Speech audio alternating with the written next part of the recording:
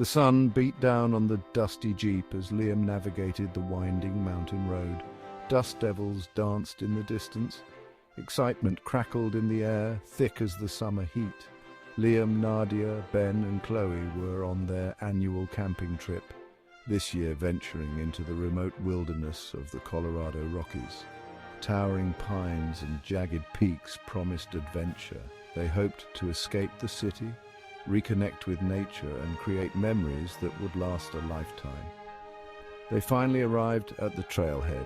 Laughter filled the air as they unloaded gear and shouldered backpacks. Nadia, the organizer, double-checked their supplies. Ben, the joker, kept everyone entertained with his terrible puns. Chloe, the quiet observer, drank in the beauty of their surroundings. The air was crisp and clean, carrying the scent of pine needles and damp earth. As they set off into the woods, anticipation hung in the air like the smoke from Liam's pipe.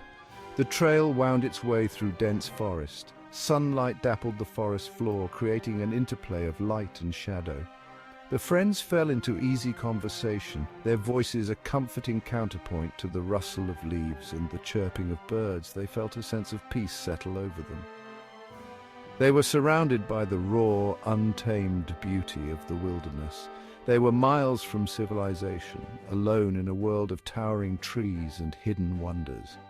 As they hiked deeper into the woods, the trail became steeper and more rugged. They had to scramble over fallen logs and navigate rocky outcroppings. They didn't mind. The challenge only added to their sense of adventure. They were like modern-day explorers charting a course through an uncharted land. The forest welcomed them into its embrace. As the sun began its descent, casting long shadows through the trees, they reached a clearing. A crystal-clear stream gurgled nearby, a symphony of nature. This is it, the perfect spot. They set up camp, their movements practiced and efficient. Soon a campfire crackled merrily, casting a warm glow on their faces. The forest came alive with the sounds of the approaching night. Crickets chirped, owls hooted, and an occasional twig snapped in the undergrowth. The friends huddled closer around the fire, sharing stories and laughter. But as the flames died down and the shadows deepened, a strange silence descended upon the forest. It was as if the forest was holding its breath, watching them. Did you hear that? Chloe whispered, breaking the silence. A shiver ran down her spine. The others listened intently, their senses on high alert. They heard nothing but the gentle murmur of the wind through the trees. Hear what? Ben asked, his voice unnaturally loud in the stillness. Chloe hesitated, unsure if she'd imagined the sound. I thought I heard something strange, like a whisper but not human. The others exchanged uneasy glances. Chloe was known for her vivid imagination, but there was something in her voice, a note of genuine fear that sent chills down their spines. The next morning dawned bright and clear, the air washed clean by the previous night's silence. They tried to shake off the unsettling feeling that had settled over them. It was probably just an animal, Liam said reassuringly. They decided to explore the surrounding woods. As they hiked, Nadia noticed strange symbols carved into some of the trees. They were crudely made, a series of spirals and strange angular shapes. She pointed them out to the others, a sense of unease growing in her stomach. That's odd, Ben said, his usual cheerfulness replaced by a frown. Wonder who carved those. They had seen similar markings in Native American folklore books, but they couldn't be sure. Deeper into the woods, they stumbled upon a small clearing. The air grew heavy, thick with an almost palpable sense of dread. In the center of the clearing lay the remains of a campfire.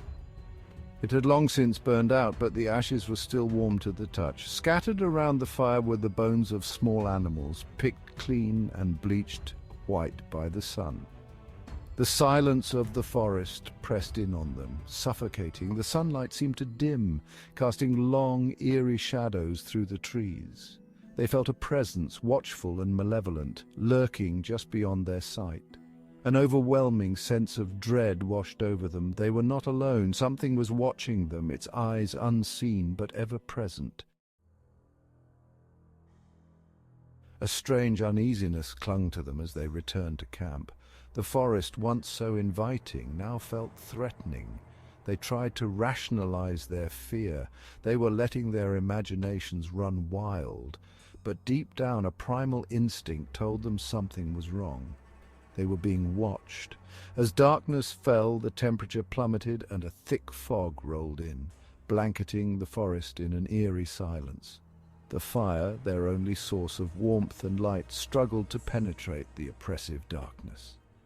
They huddled closer, their faces pale and drawn in the flickering firelight.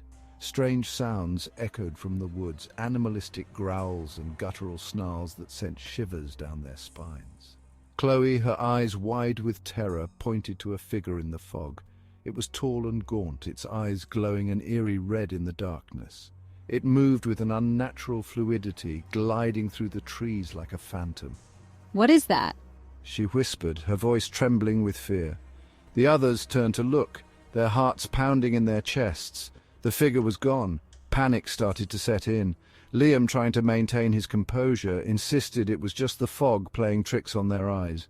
But even he couldn't shake the feeling that something was terribly wrong. They were being hunted. The feeling intensified with every passing moment. The air grew thick with a palpable sense of dread.